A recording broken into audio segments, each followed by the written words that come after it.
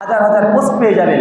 ইউটিউবে একটু চলে যান, পরিষ্কার তারা একদম গর্ব করে লিখছে মুসলিম মুক্ত রাষ্ট্রই শান্তির রাষ্ট্র।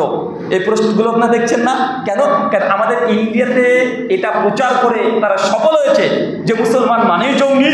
কোরআন হাদিস ইসলামী শিক্ষা পুরোটাই জঙ্গি সন্ত্রাসী আতঙ্কবাদী শিক্ষা দেয়। তারা আধিপত্য বিস্তারের জন্য মানুষকে হত্যা করাকে তারা খারাপ মনে করে না, এবং তারা একটা দেশকে জোরপূর্বক দখল করবে এটাকে খারাপ মনে করে না। এটা ইন্ডিয়ার অমুসলিমদের ধারণা। কেন ধারণা? এর পেছনে কারণ আছে যে কেন ইন্ডিয়াতে মানুষকে বোঝাতে তারা দ্রুত তারা এই মাত্র 70 বছরের মধ্যে গোটা ভারতবর্ষে 140 কোটি মানুষ আছে, এই 70 বছরে গোটা 140 কোটি মানুষকে ব্রেন ওয়াশ করে দিল যে ইসলাম মানেই, ইসলাম ধর্মটাই জঙ্গির ধর্ম এবং ইসলামী শিক্ষাটাও জঙ্গির। এর জন্য তারা দেখবেন কিছু কোরআনের আয়াত তারা পেশ করছে, কোরআনের আয়াত পেশ করে বলছে যে ইসলামী শিক্ষাটাই খারাপ, যেখানে মুশরিককে পাবে হত্যা করো। এরপর যখন কোরআনের আয়াত দেখাবে তারপরে আপনাকে কিছু ঘটনা দেখাবে। দেখো 26/11 আজমাল কাসাব তিনি মুম্বাইয়ের তাজ হোটেলকে ধ্বংস করে দিল। আপনি পুলওয়ামা হামলা দেখাবে, কিছুদিন আগের হামলা দেখাবে এবং গোটা 8-10টা হামলা দেখিয়ে দেবে। দেখো মুসলমান মানেই যে জঙ্গি, তার দৃষ্টান্ত এটা যে আমাদের অমুসলিমদের অত্যাচার করছে, নির্যাতন করছে। তারপর দ্বিতীয় মানুষকে বোঝাবে অতএব ইসলাম মুক্ত রাষ্ট্র মানে শান্তি আছে, এবং আপনাকে দেখাবে। তৃতীয়, আমি আগে তাদের সাইকোলজি বলছি। তাদের সাইকোলজি যতক্ষণ আপনি বুঝতে না পারবেন ততক্ষণ পর্যন্ত কিভাবে তাদের সঙ্গে ফেস করতে হবে এটা করা সম্ভব নয়। কারণ মানুষ অসুস্থ যে কোথায় হয়েছে যতক্ষণ আপনি নিজে ধরতে না পারছেন, আপনি যদি গোটা মেডিসিন বা ঔষধ কোম্পানির সমস্ত ঔষধ খেয়ে নেন ভালো হতে পারবেন? কথা বলেন। ধরেন আপনার পেটে একটু পেট কামড়াচ্ছে বা গ্যাস হচ্ছে, এখন আপনি যদি ধরতে না পারেন যে আমার হয়েছে কি, এখন আপনি যদি গোটা ঔষধ ফার্মেসির সমস্ত ঔষধ খেয়ে নেন, আপনার বলতে গ্যাস ভালো হবে? গ্যাস ভালো হবে না। তাই তাদের চিন্তা, তাদের সাইকোলজি কি আগে আমাদেরকে বুঝতে হবে। যতক্ষণ তাদের চিন্তা চেতনা বুঝতে না পারছি ততক্ষণ পর্যন্ত তাদের সঙ্গে ফেস করা এটা সম্ভব নয়। তাই তাদের এই চিন্তাগুলোকে বোঝার চেষ্টা করে। যখন এই কথা বলবে যে দেখো পাকিস্তান, বাংলাদেশ, আফগানিস্তান এখানে মুসলিমদের সংখ্যাগরিষ্ঠ, বলে হ্যাঁ সংখ্যাগরিষ্ঠ। আচ্ছা দেখো তো পাকিস্তানের অর্থনীতি খুবই নিম্ন লেভেলের একদম। ভারতের 100 টাকা মানে পাকিস্তানের প্রায় 200 টাকার কাছাকাছি। বাংলাদেশ, ওখানকার অর্থনীতি অনেক কমে গেছে।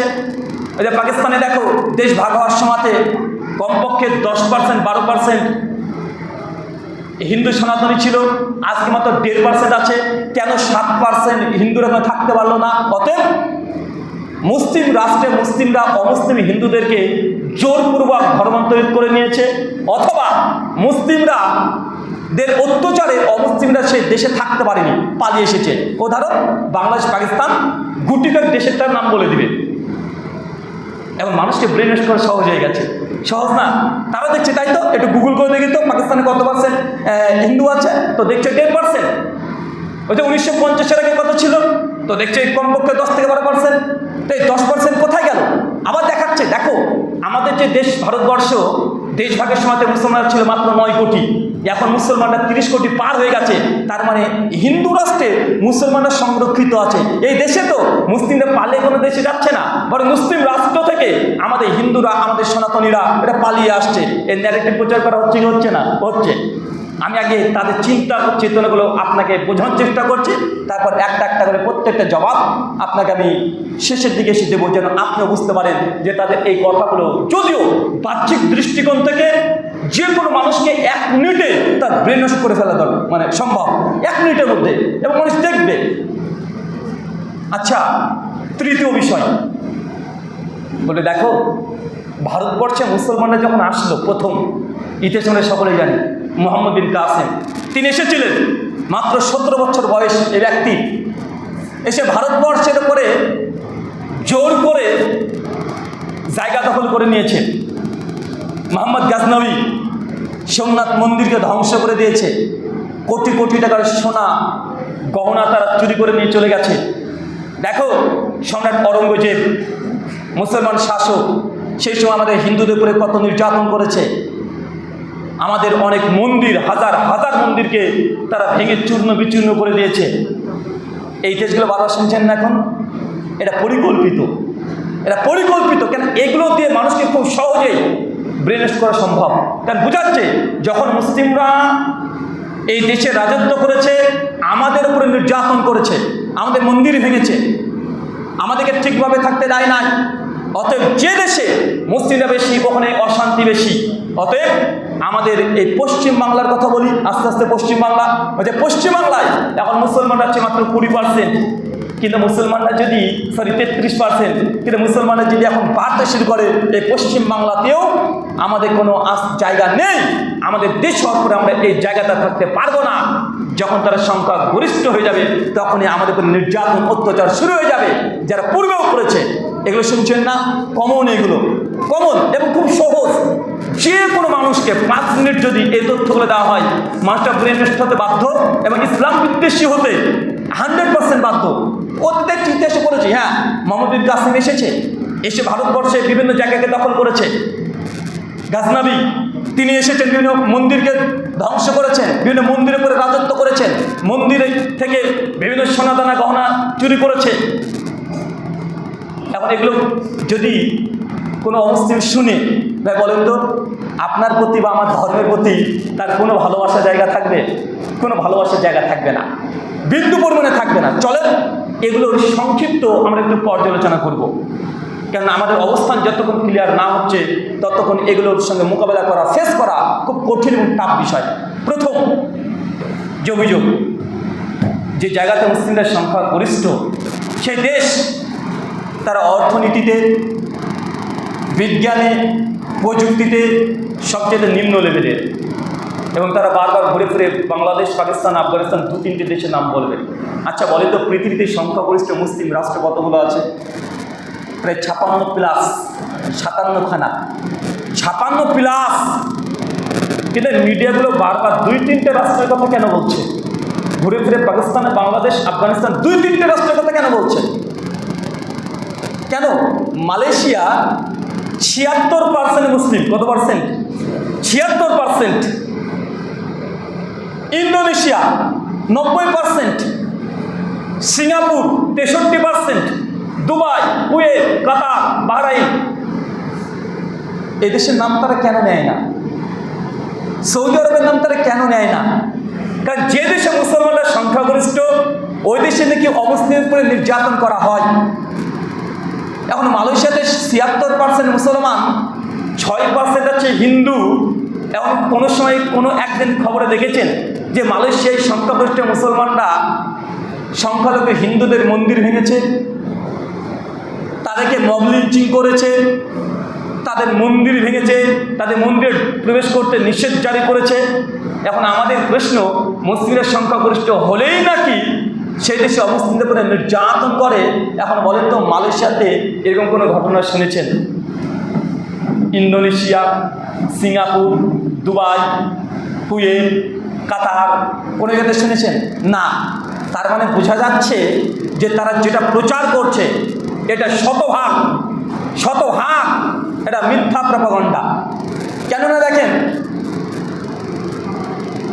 আপনি দুবাইয়ের কথা চিন্তা করেন বা কাতারের কথা চিন্তা করেন, যে দেশে মুসলমানরা আছে তাদের অর্থনীতি কম, ওধার বলছে পাকিস্তান বা বাংলাদেশ, তাকে পাল্টা বলেন যে ভাই কাতারের 1 টাকা সমান ইন্ডিয়ান কত টাকা? প্রায় 270+। 270 থেকে 300 টাকার মধ্যে বারবার যা আসা করে না?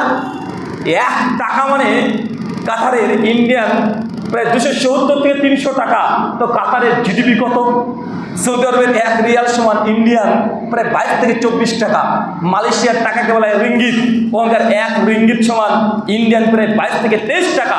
তার মানে বোঝা গেল মুসলিম সংখ্যাগরিষ্ঠ দেশ শুধুমাত্র দুটো নয়, যে বাংলাদেশ আর পাকিস্তান। আর মিডিয়া বারবার এই দুটো আমাদেরকে দেখাচ্ছে, Saudi, Dubai, Kuwait, Bahrain, Malaysia, Indonesia, Singapore, যত জায়গা 56খানা রাষ্ট্র, 50-এর অধিক রাষ্ট্রের তাদের জিডিপি দেখেন, তাদের অর্থনীতি দেখেন। ওইখানে কোনো একজন অমুসলিম নির্যাতিত, অমুসলিমদের মন্দির বা গির্জাকে ভেঙে দেওয়া হয়েছে, তাদের ধর্ম পালনের স্বাধীনতা হস্তক্ষেপ করেছে, তাদের ধর্মের জন্য তাদেরকে নির্যাতিত হতে হয়েছে, রাস্তাতে জোরপূর্বক তাদেরকে কালেমা লা ইলাহা ইল্লাল্লাহ মুহাম্মদ রাসূলুল্লাহ পাঠ করানো হয়েছে। পৃথিবীর কোন রাষ্ট্রে আজ পর্যন্ত একটা প্রমাণ দিতে পারবে? কথা বলেন? নাই। তার মানে তাদের যে প্রচার, এবং যেটা দিয়ে অমুসলিমদেরকে ভয় দেখানো হচ্ছে, যদি এখানে মুসলমানের সংখ্যাগরিষ্ঠ হয়, হাম খাতরে মে হে, হাম খাতরে মে হে করে চিৎকার মারছে না ভাইজান, তো সৌদিতে তো অমুসলিমরা বেশি খাতরে মে থাকার দরকার ছিল, দুবাই বেশি থাকার দরকার ছিল, মালয়েশিয়াতে বেশি থাকার দরকার ছিল, ছিল কি ছিল না? ছিল। তার মানে এটা আমাদেরকে বেশি বেশি প্রচার করতে হবে। যখন তারা এই কথা বলবে মুসলমান সংখ্যাগরিষ্ঠ হলে অমুসলিমদের উপরে নির্যাতন করে, পাল্টা জবাব দিয়ে বলতে হবে যে শুধু দুটো দেশ বাদ দিয়ে পৃথিবীর আপনার 50খানা দেশ আছে, দেখান কোন দেশে মুসলমানের সংখ্যাগরিষ্ঠ কিন্তু অমুসলিমদের নির্যাতন করা হয়েছে, একটাই দেশ দেখান, দেখানো সম্ভব নয়। কিন্তু উল্টো দেখেন, যে দেশে প্রধানমন্ত্রী যে ধর্মের, ওই দেশের ধর্মের অনুসারীরা নাকি খাতরে মেহে। কথাটা অনেকটাই মনে হচ্ছে যে আইসক্রিম খুব গরম, বলতে আইসক্রিম গরম হয়, আরে আইস মানে ঠান্ডা, আইস মানে কি ঠান্ডা। যে দেশের প্রধানমন্ত্রী, স্বরাষ্ট্রমন্ত্রী, দেশের যতজন সংসদ আছে তার 95% অমুসলিম, ক্ষমতায় তারাই আছে, সংখ্যার দিক থেকে তারা, পাওয়ারে তারা আছে, তারাই নাকি খাতরে মেহে, তারাই আছে 80%, মুসলমান তাদের পরিসংখ্যান অনুযায়ী 17%। এই 17% মানুষের কাছে 80% মানুষ খাতরে মেয়ে, চিন্তা করা যায়। অথচ মালয়েশিয়াতে 76% মুসলমান, 6% তারা আছে, মালয়েশিয়াতে খাতরে মেয়ে নেই, কিন্তু ইন্ডিয়াতে খাতরে মেয়ে। আপনারা বুঝতে পারছেন মানুষের ব্রেনের কীভাবে করা হয়েছে? এটার কারণ আছে। তাদের অভিযোগ বারবার একই অভিযোগ যখন করা হয় তখন মানুষ মিথ্যাটাকে সত্য মনে করে ফেলে।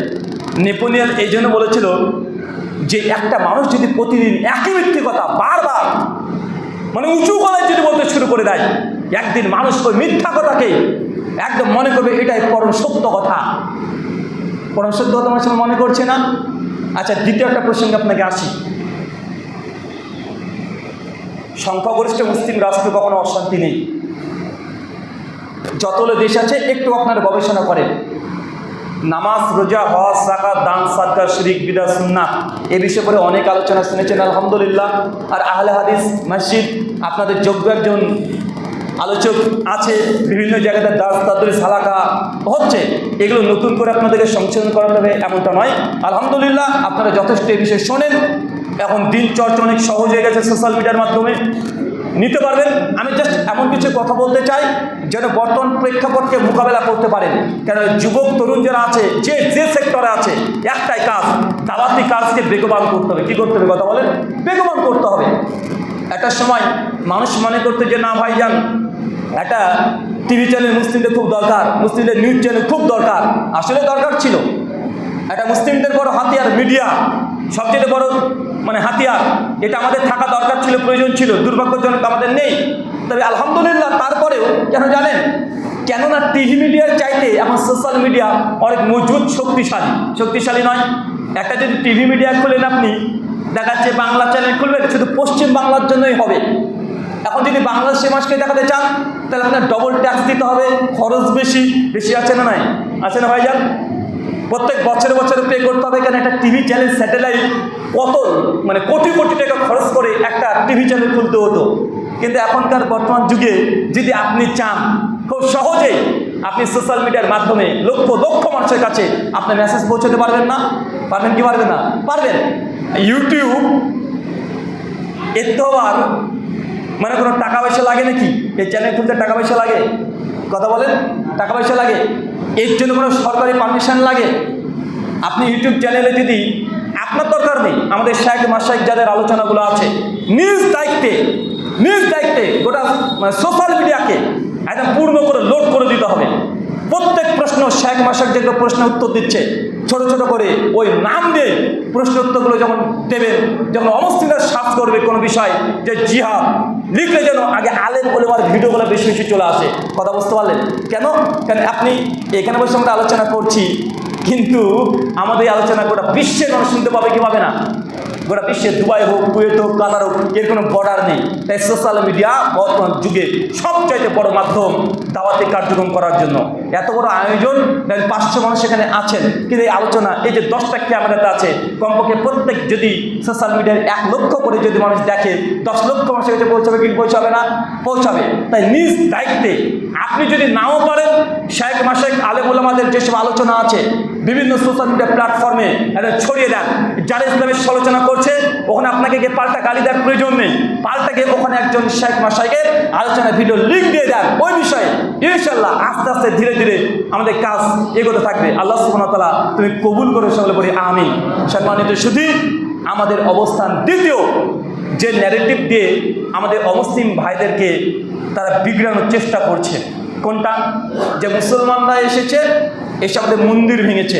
এই যে বাবরি মসজিদ, আরে বাবরি মসজিদ তো বাবরি মসজিদ না, এটা তো রামের জন্মভূমি ছিল।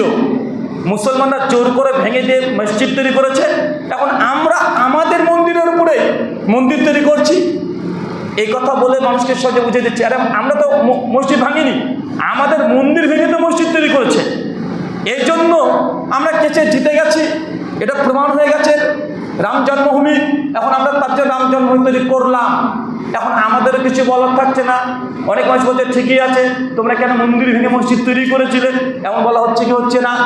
এবং সম্রাট অরঙ্গজেবের ইতিহাস যদি পড়েন, সত্যি দেখা যায় যে অরঙ্গজেব অনেকগুলো মন্দিরকে ভেঙেছে, কিন্তু আপনি এই জায়গাতে অনেক মিস করে ফেলে কি জানেন? আমি কয়েকটা রিপোর্ট আপনাদেরকে দেখাবো।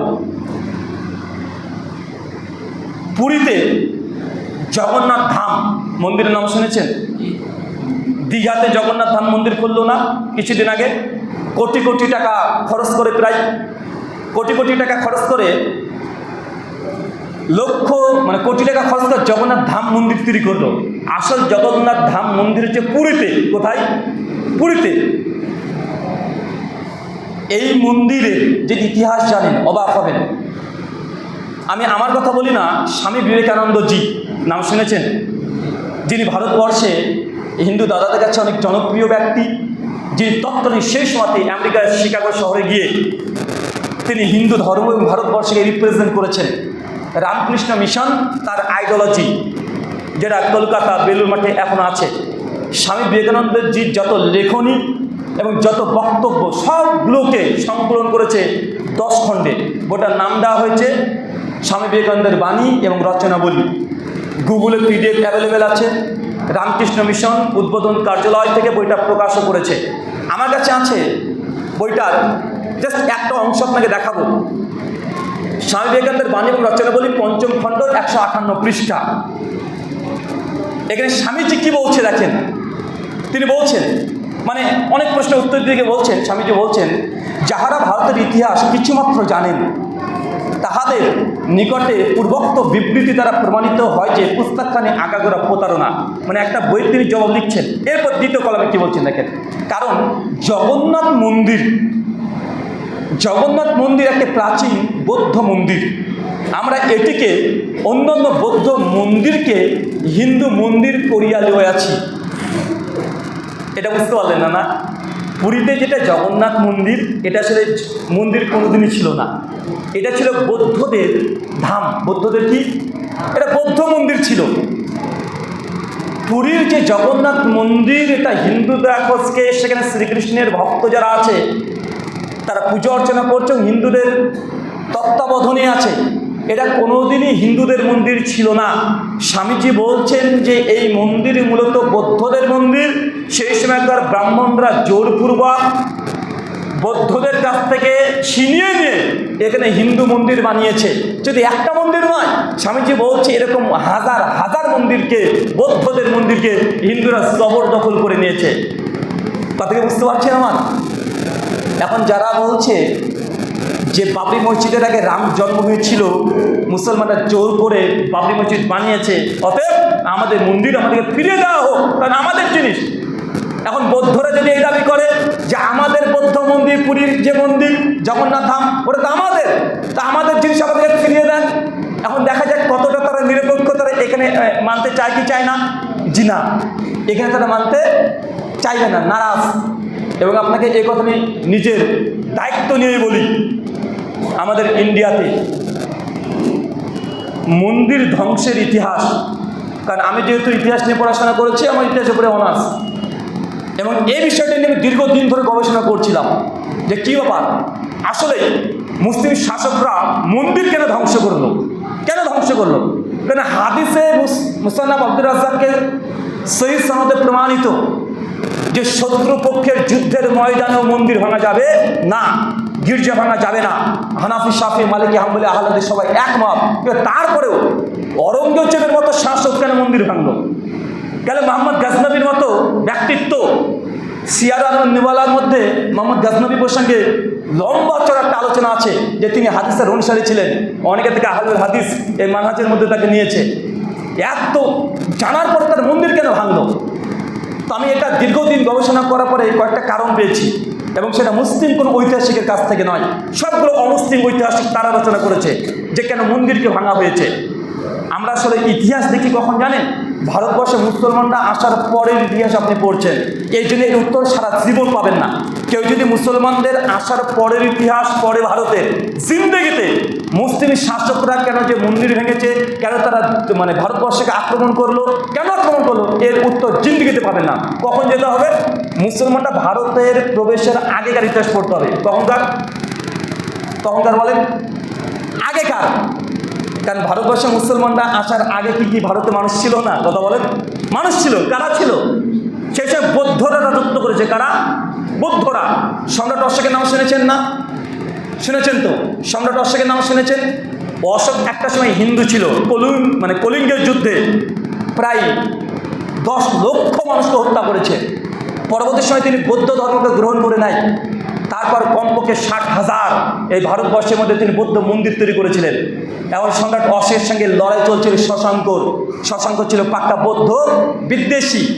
আর সেই সময় থেকে মন্দির ধ্বংস করা এই প্রচলন শুরু হয়ে যায়। হিন্দুদের একটা ধর্মগ্রন্থ আছে, নাম হচ্ছে বৃহৎ সংহিতা। 5ম অধ্যায়ে 18 নম্বর শ্লোকে তা লিখছে, কোনো রাজার অধীনে কোনো মন্দির যদি কোনো শত্রুপক্ষ ধ্বংস করে দেয়, তাহলে সে রাজা আর ক্ষমতায় থাকার যোগ্য না। এটা হিন্দুদের, সনাতনীদের, ভারতবর্ষের সেই সময় মানুষের মধ্যে ছিল যে একজন রাজা রাজত্ব করছে, ওই রাজার অধীনে যে মন্দির থাকে কি থাকে না? প্রত্যেক রাজা দেখবেন তার অধীনে একটা মন্দির থাকতো, আগেকার থাকতো। এখন কোনো ব্যক্তি যদি সেই মন্দিরে যদি দেবতার উপরে আক্রমণ করে, তাহলে তার রাজত্ব শেষ। তাকে দেশের মানুষ আর রাজা হিসেবে স্বীকার করবে না। কেন? কারণ যে তার দেবতাকে রক্ষা করতে পারেনি, তাকে আর রাজত্ব থেকে তাকে রাজত্বচ্যুত করা হবে। এটা একটা তাদের পদ্ধতি ছিল। আর 2 নম্বর পদ্ধতি ছিল, কোনো রাজাকে যদি যুদ্ধে পরাস্ত করা হয়, তাহলে সে রাজার অধীনে যে ধর্মালয় আছে সে ধর্মালয়কেও ধ্বংস করে দিবে। এটা ট্র্যাডিশন ছিল ভারতের। এটা কি ছিল? কথা বলেন, ট্র্যাডিশন ছিল। এই জন্য শশাঙ্ক বৌদ্ধদের সঙ্গে লড়াই করে বৌদ্ধরা যখন পরাস্ত হয়েছে, হারিয়ে দিয়েছে, বৌদ্ধ মন্দির ভেঙে ফেলেছে, নিজেদের দখলে করে নিয়েছে। যখন শুধু এটা বৌদ্ধ সঙ্গে হিন্দুদের লড়াই না, হিন্দুদের সঙ্গে হিন্দুদের লড়াই হয়েছে অনেক। যেন হিন্দুদের বৈষ্ণব সমাজ আর শৈবা সমাজ। বৈষ্ণব কারা? যারা কৃষ্ণ ভক্ত। আর শৈবা কারা? যারা শিব ভক্ত।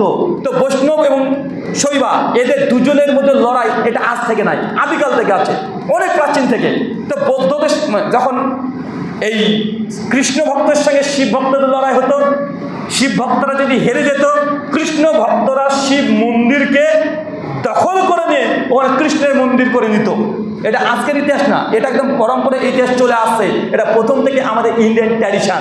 যখন ভারতবর্ষে মুসলমানরা এসেছিল, মুসলমানরা ঠিক এই ট্র্যাডিশন, তাদের ট্র্যাডিশনকেই তারা কাজে লাগিয়েছে। এমনকি অনেক হিন্দু রাজা সেই সময়তে অনেক মুসলমানের, শিবাজি মহারাজের নাম শুনেছেন? ভারতবর্ষ থেকে নায়ক মনে করা হয়। শিবাজি মহারাজ অনেক মুসলমানের মসজিদকে সেই সময় দখল করে নিয়েছে। কেন? কারণ মুসলমান বাদশাহ তাকে পরাস্ত করে দিয়েছে, তাদের মসজিদ যত তার দখলে ছিল, রাজত্ব ছিল, সবগুলো নিয়ে নিয়েছে।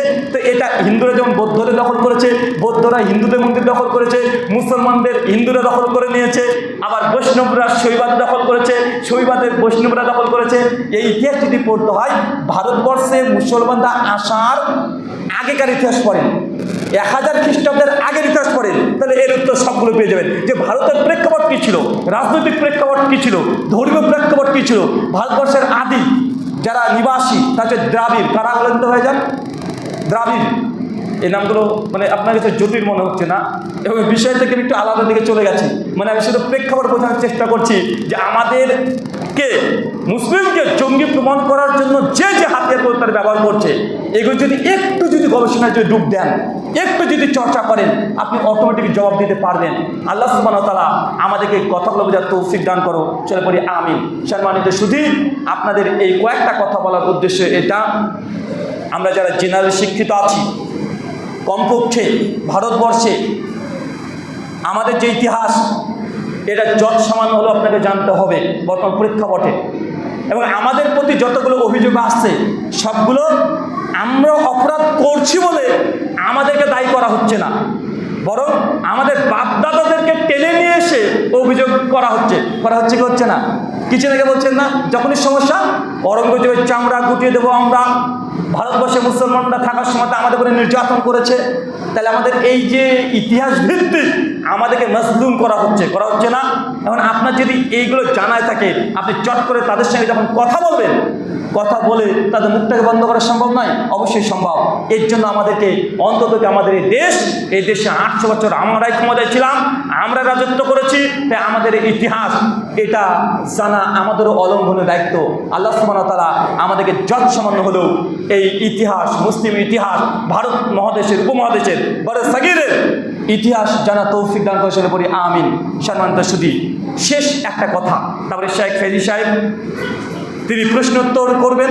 সামনে কোরবানির চলে আসছে, এই বিষয়ে আপনাদের অনেক জিজ্ঞাসা আছে, তাই আপনাদের আগ্রহের কারণে শেখ প্রশ্নোত্তর দিতে তিনি রাজি হয়েছেন, তাই তিনি প্রশ্নোত্তর দেবেন একদম আজান পর্যন্ত। আজান কয়টার সময় হবে? 8টার সময়তে। আজান 8টার সময়তে হবে। আচ্ছা দেখেন, যখন আমাদেরকে বলছে যে মুসলিমরা দ্বারা আমরা নির্যাতিত, মুসলিমরা সংখ্যাগরিষ্ঠ হলেই আমাদেরকে নির্যাতন করা হয়, আমি কয়েকটা রিপোর্ট পেশ করব। কয়েকটা রিপোর্টের মধ্যে শুধু এটা দেখাবো যে আসলে মুসলিমরা সংখ্যাগরিষ্ঠ যেই সব দেশগুলোতে, ওই সব দেশগুলো শান্তিতে আছে না অশান্তিতে আছে বলেন তো? সৌদি, কুয়েত, কাতার, দুবাই, মালয়েশিয়া, সবগুলোর নাম বলে দেখে। ওরা বাংলাদেশ আর পাকিস্তানের কথা বলবে, আপনার 50টা নাম বলে দেন। সবগুলোতে কোনো ধর্ষণ নেই, সুইসাইড অ্যাটেম্প নেই, কোনো ইভটিচিং নেই, অর্থনৈতিক কোনো কেলেঙ্কারি নেই, দেশের টাকা বাইরে পাঠানো নেই, অমুসলিমদের উপরে ধর্মের স্বাধীনতার মধ্যে কোনো বাধা নেই, কেউ নেই। ওরা দুটো দেশকে তারা বারবার দেখাচ্ছে, কারণ দুষ্ট দেশের সঙ্গে ভারতের সম্পর্ক প্রথম থেকেই ছিল, প্রথম থেকেই, এবং শত্রুতা সম্পর্ক প্রথম থেকে আছে, এই জন্য দেখাচ্ছে। আমি জাস্ট দেখাবো যে দেশে তারা বলছে আমরা শান্তিতে থাকতে চাই, সে দেশে কয়েকটা রিপোর্ট দেখেন। আমি সরাসরি রিপোর্টগুলো দেখাচ্ছি, প্রত্যেকটা রিপোর্ট পেপারের নাম বলবো, পাশাপাশি কয় তারিখে ছাপেছে সেটাও বলবো। তো দেখেন, মুসলিমদের সংখ্যাগরিষ্ঠ হলেই কি অমুসলিমদের নির্যাতন করে? না, যারা সংখ্যাগরিষ্ঠ তাদের কাছেই তাদের ধর্মের অনুসারীরা নিরাপদ না। Report 1, the Indian express report করছে 2001 সালের রিপোর্ট, এটা 8ই মার্চ 2015। কি বলছে? দলিত নারীদের ধর্ষণ বাড়ছে ভারতে 500%। চিন্তা করতে পারছেন? ইন্ডিয়ান এক্সপ্রেস, 500% ধর্ষণ ইন্ডিয়াতে বাড়ছে উচ্চ বর্ণের হিন্দুর দ্বারা নিম্ন বর্ণের হিন্দুদের উপরে। এখন বলেন তো, তাদের ধর্মের অনুসারীরা তাদের কাছে নিরাপদ না? আমাদের মুসলিমদের কথা বাদ দেন, নিজ ধর্মের কাছে শুধু উঁচু বর্ণ তারা, আর তারা নিচু বর্ণ, নিরাপদ না। দ্বিতীয় রিপোর্ট, লেখাপড়া পাওয়ার জন্য দলিত মেয়েকে পুড়িয়ে হত্যা, মেল অনলাইন 5 মার্চ 2015। দলিত মানে নিচু বর্ণের মেয়েরা পড়তে চায়, স্কুলে পড়তে চায়, এই জন্য আন্দোলন করেছিল, উচ্চ বর্ণের হিন্দুরা হত্যা করেছে। 3, the Times of India report 9/11/2016। ক্ষমতায় আসার পরে, আগে নয় কিন্তু, তাদের নেতা ক্ষমতায় আসার পরেই, আগে নয়, 2014-তে ক্ষমতা এসেছে, 14-র পরের ঘটনা বলছি। দ্য টাইমস অফ ইন্ডিয়া কি বলছে?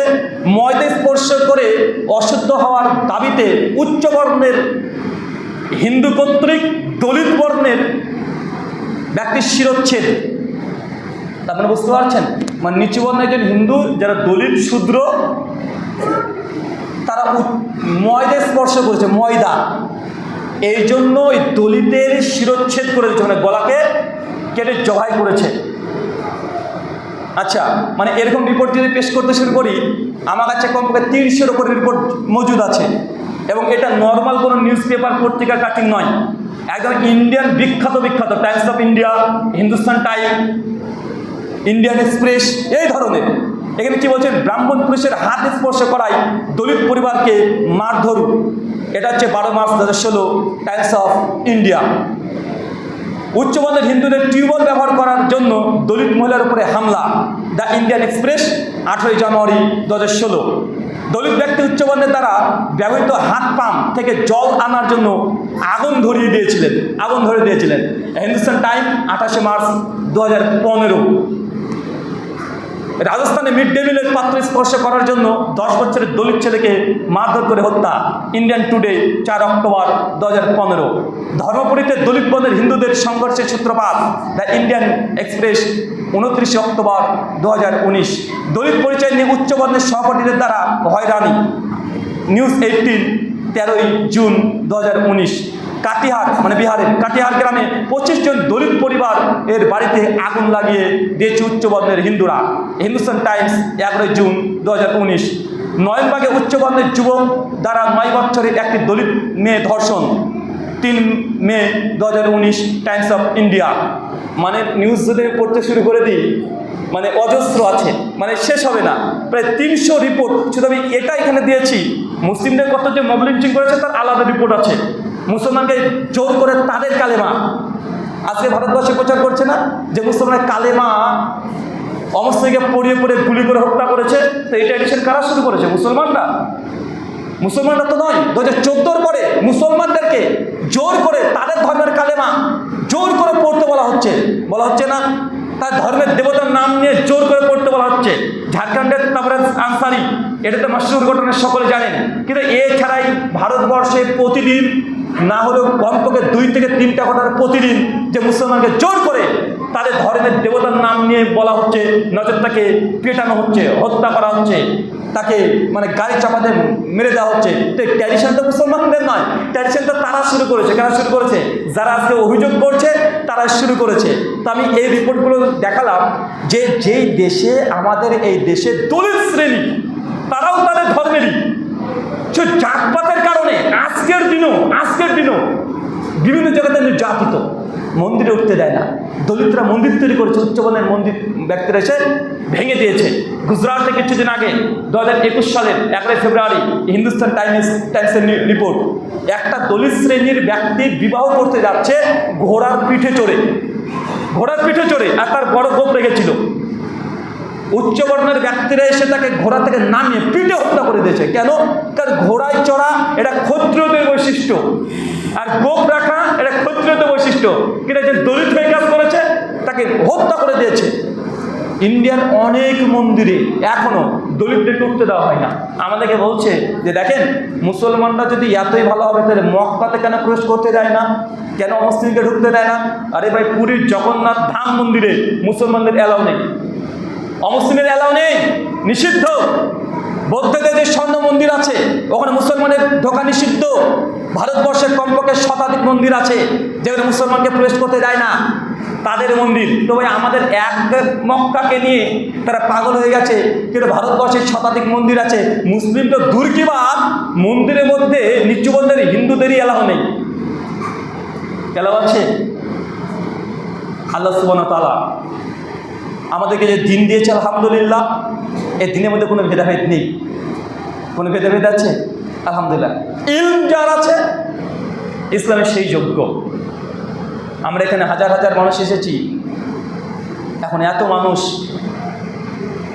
আমার অনেক নাম যশ আছে, কিন্তু আপনার এলাকায় যদি একটা হাফেজে কোরআন থাকে, ওর বাপ যদি ফকিরও হয়, ছেলেটার যদি জামাত যদি নোংরাও থাকে, নোংরা তো নাপাক নয়, নোংরাও যদি থাকে, এখন ওই কোরআনের হাফেজ ছোট্ট একটা ছেলে যদি থাকে, 10-12 বছর 15 বছরের ছেলে, ভাই বলেন না, নামাজটা কে পড়াবে?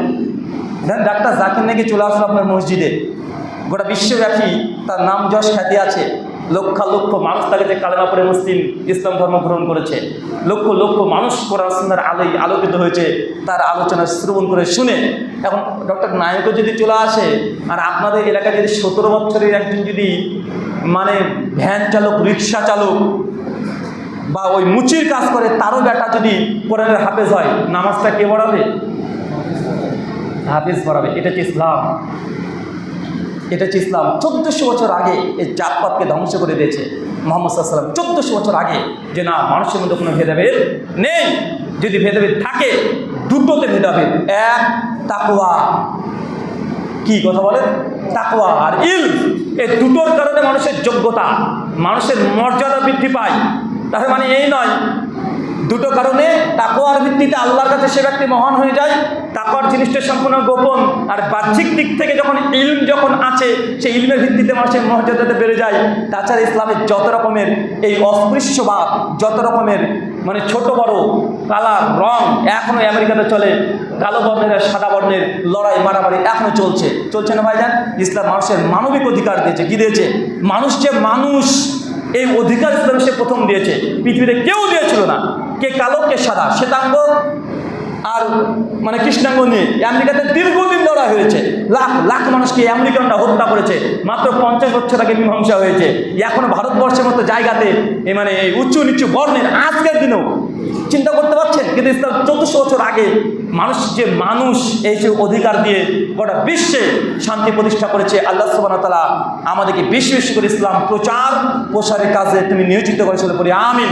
আর যে যেখান থেকে আছেন, দাওয়াতি কার্যক্রম দুর্বল গতিতে প্রচার করেন। ওরা যত নেগেটিভ প্রচার করছে, আপনি পজিটিভ প্রচার করেন।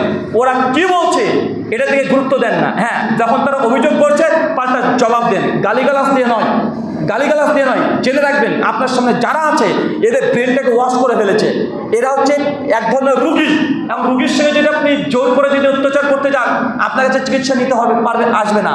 তাকে ভালোবেসে আদরকে বোঝাবেন, কেননা তাদের দোষ নেই, কারণ সমাজটাকে এই তৈরি করে ফেলেছে। তাই আমাদের আখলাক, আমাদের আদর্শ, আমাদের আচরণ, আমাদের ব্যবহার, আমাদের কথাবার্তা বলা, আমাদের যুক্তি, তথ্য, দলিল, প্রমাণ, সব দিক দিয়ে নিজেকে আগে তৈরি করতে হবে। আল্লাহ সুবহানাহু ওয়া তাআলা এই ভারতবর্ষে যেমন মুসলমানরা ক্ষমতায় ছিল এবং সুখ শান্তিতে আমরা ছিলাম, আমাদের এই দেশকে তোমরা আবারও সগর্বের জন্য আমরা এই দেশে আবার বসবাস করতে পারি, তুমি সেই তৌফিক দান করেন।